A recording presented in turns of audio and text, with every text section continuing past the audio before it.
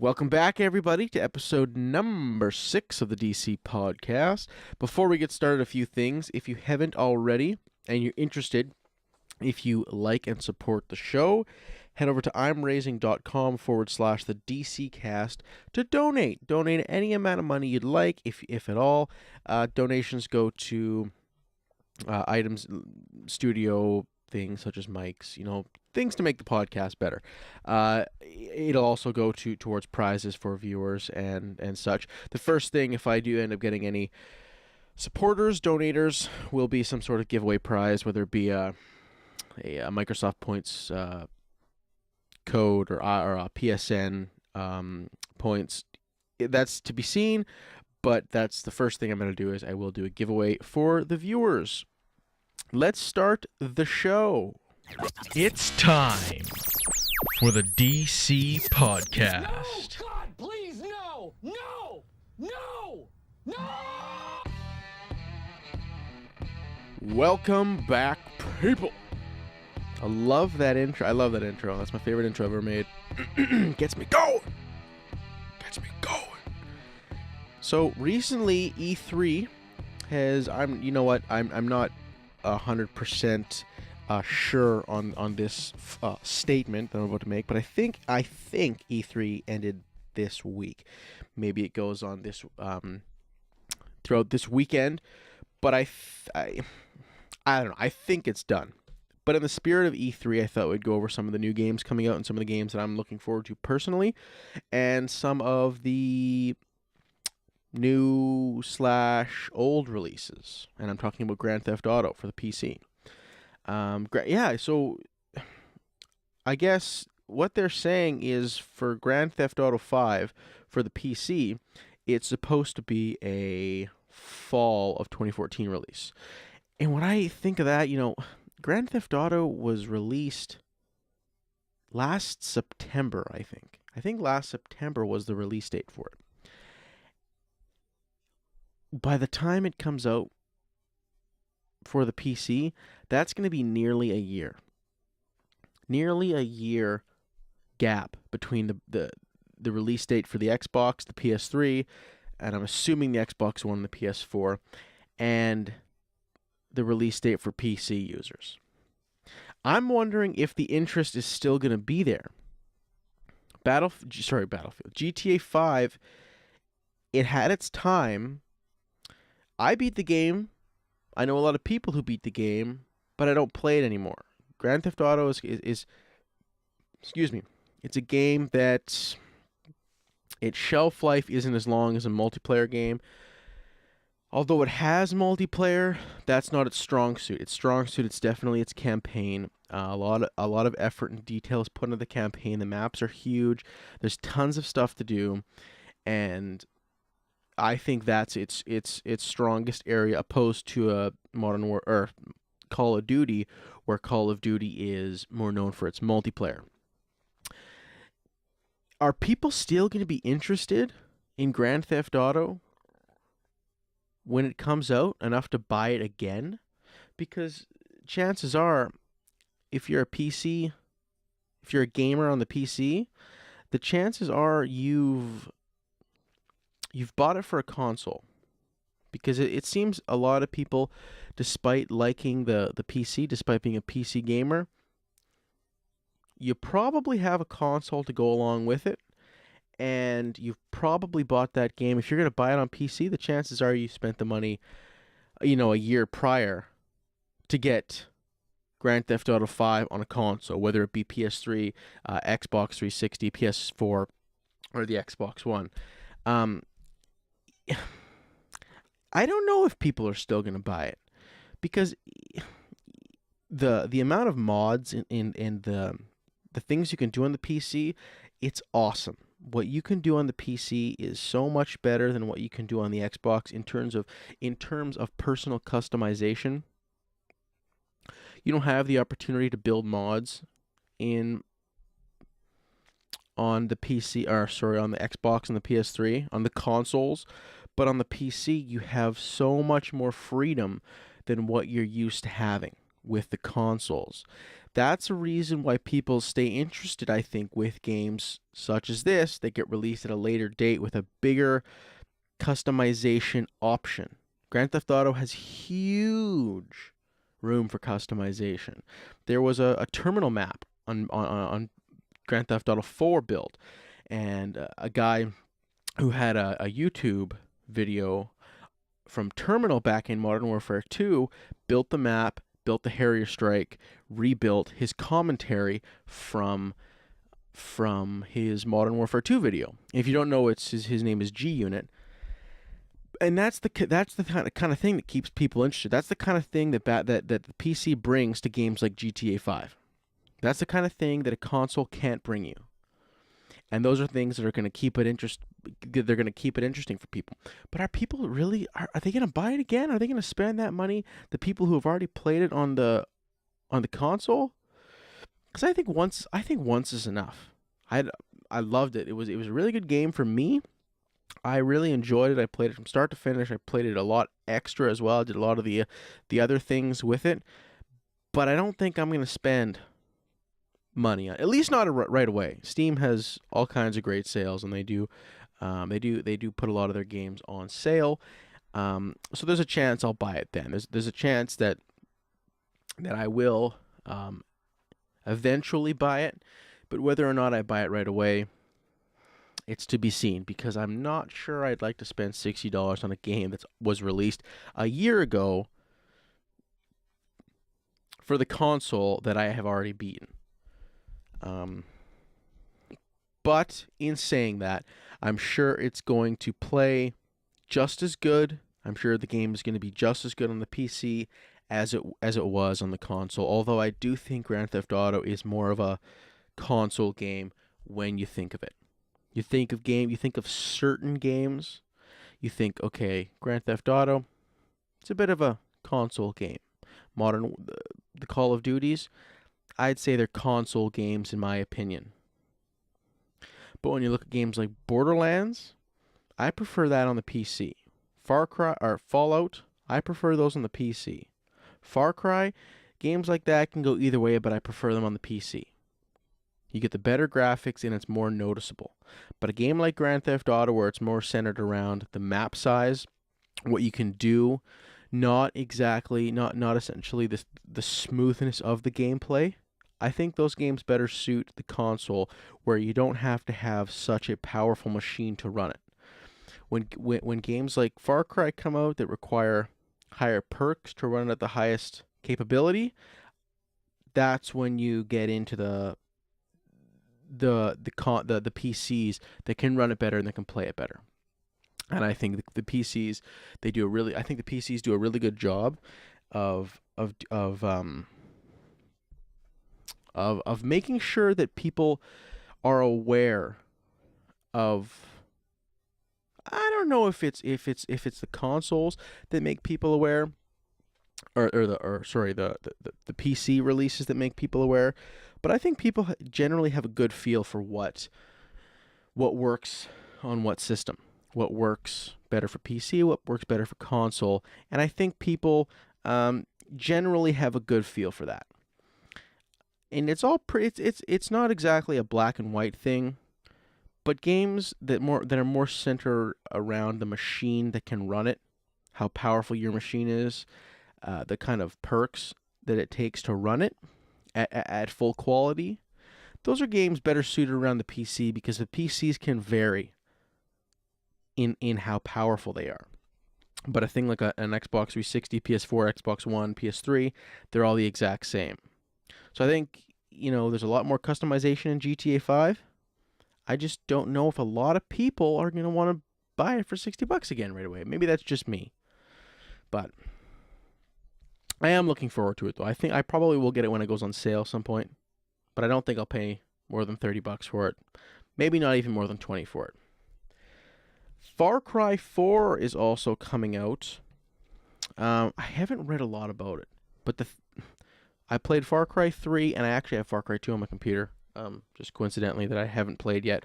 But I think Far Cry 4, is going to be a great game. Far Cry 3 was nothing short of amazing. The storyline was fantastic. The game played phenomenally. The variation between weapons, types of weapons, types of ammo, vehicles, animals, missions, they all varied. There was a lot of randomness in the game, in regards to the way you could play it. You had the advantages with taking out the outposts, doing it more stealthily, getting an extra bonus. And you also had the option of going loud with big rockets, loud sniper rifles, and submachine guns running around. That's a game where you can make over and over again. You can keep making those games, because as long as you leave a bit of an option at the end to continue forward with the series, you can remake a new story. And I think I think that's what they've done with this one. They're in a new setting. I believe they're in Africa. They're in a new setting. I could be wrong, but they're in a new setting with a new villain. No, I'm not sure if it's the same characters. Again, I haven't researched a lot, but I'm just going off of what I've learned from Far Cry 3 and what I enjoyed about Far Cry 3 to tell you that I'm probably going to want to play Far Cry 4.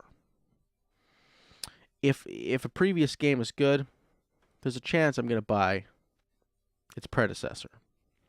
Battlefield 5 is another game that's was released. Information about it was released. I'm not sure if there is a date for it. I'm actually going to look this up right now. Because I haven't seen a lot about it. I've just kind of seen bits and pieces of things here and there.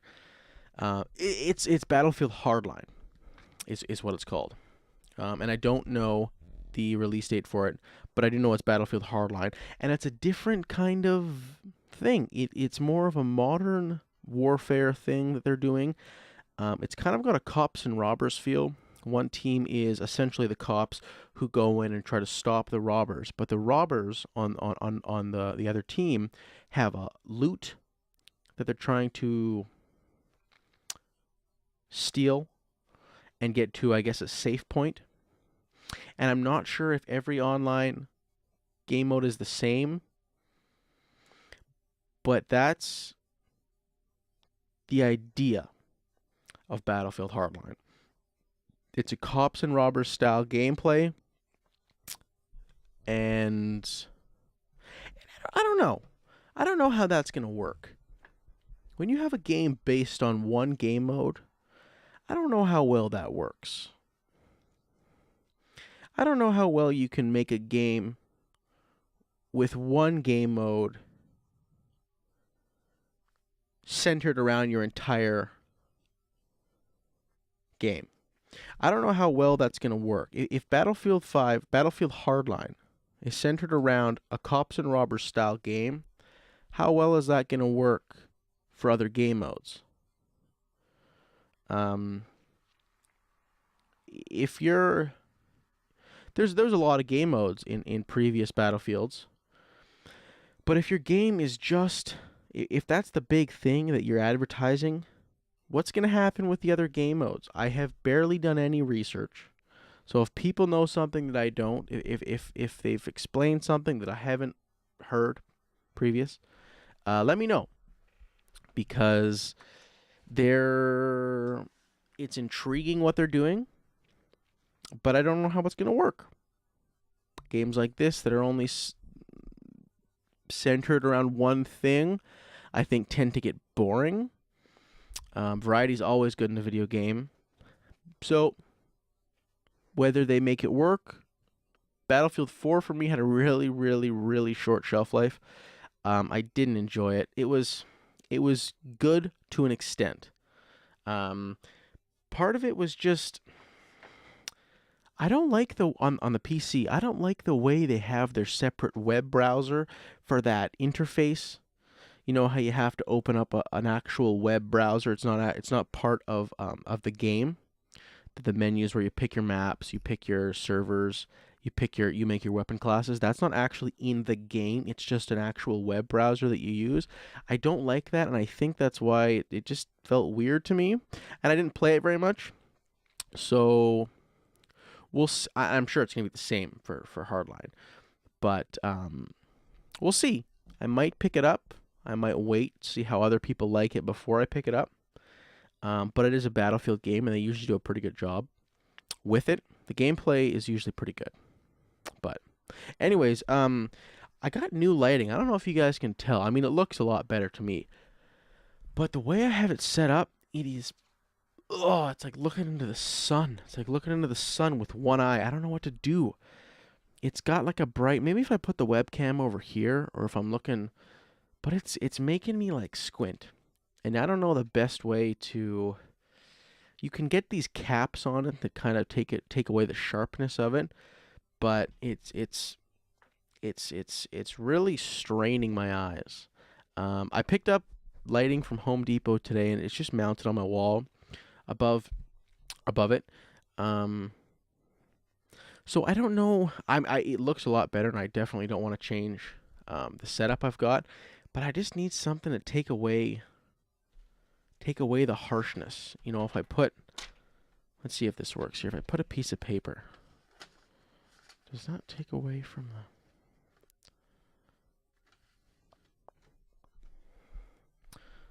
If I put a piece of paper over the whole thing, that's gonna make it look funny, I think. But anyways, I got some new lighting, so hopefully you guys can tell, and the camera quality looks a lot better, because it does look a lot better on my end here, looking at the camera. So you know, I'm not sure if you guys are aware. I've been trying to run a couple different podcasts at the same time. I have the DC Cast, obviously. This is what you guys are listening to right now. I had the Monty Show on my other channel, Monty Magnum, for a little while, for about 4 episodes, I think. And then I also have currently a new podcast with 2 friends, the Triple Play Show. And the idea between doing this show and the Triple Play Show was that I've been listening to essentially nothing but podcasts on YouTube for the last 5 or 6 months. I mean, you know, you throw in those other videos, obviously, but my main source of YouTube videos, my main dose of them, it's all podcasts, and I really, really like a podcast format, and that's why I do so many. But the thing I'm struggling within podcasting is the being alone in a podcast, not having guests. And that's why I started with 2 friends. That's why I've started my newest podcast, The Triple Play Show, because I like those differing opinions. I like those back and forth banters. I just like different ideas, different opinions. Other people have different topics to talk about, and everyone brings a little something to that show, whether it's comedy, whether it's knowledge, whether it's just a good radio personality. Somebody brings something, and everyone gets better with time. We're all pretty new to this. I think I'm probably the most experienced, just because I've had an interest in it for a while, and I think I've kind of introduced them to it. But I really, really enjoy doing podcasts, and I really have fun with it. So that's why I've been doing these for, I'll say, a month and a half. I've been kind of trying to run a podcast, and now that I've started one with a few friends, it seems more legitimate. It seems more real. It seems more like more of a real thing. Hopefully it continues and goes somewhere. Hopefully we can actually make something out of it, because I think we all like doing it. We all enjoy each other's company, and we all have fun with it. There's great topics to talk about all around the world. You know, if something happens across the world, it's still semi-relevant, and still people hear about it, and topics are topics, and conversation. If you have, the thing with podcasting, the thing with radio, is if you don't have interesting hosts, you don't have a show. It's the bottom line. No matter what you're talking about, if you're an interesting person, if you're a good talker, you can make things interesting. If you have dull, boring hosts, then you're going to have a dull, boring podcast. People aren't going to want to watch you. People aren't going to tune in. You're not going to get a following. And what I'm working on is being more of an entertainer. I don't have much experience with it, but it takes time. Things like this don't come overnight. Things like this do not come easy. People work at this for years before they get it down. You know, people are in show business forever before they get it down. And it's fun. It's a learning experience, all these new things with the new lighting, the equipment. It's fun. It's a learning experience. You learn new things every day, and I really enjoy doing it. Hopefully people enjoy listening to it as much as I enjoy doing it, because I would love for this to go somewhere someday. Anyways, guys, if you're still here, hit that like button and subscribe. Hopefully you enjoyed this episode number 6 of the DC podcast. Don't forget to go to imraising.com/the DC cast. All the links are going to be in the description if you're still interested. My personal channel will probably be there as well if I haven't forgotten. But thanks for watching, and hopefully I will see you next episode.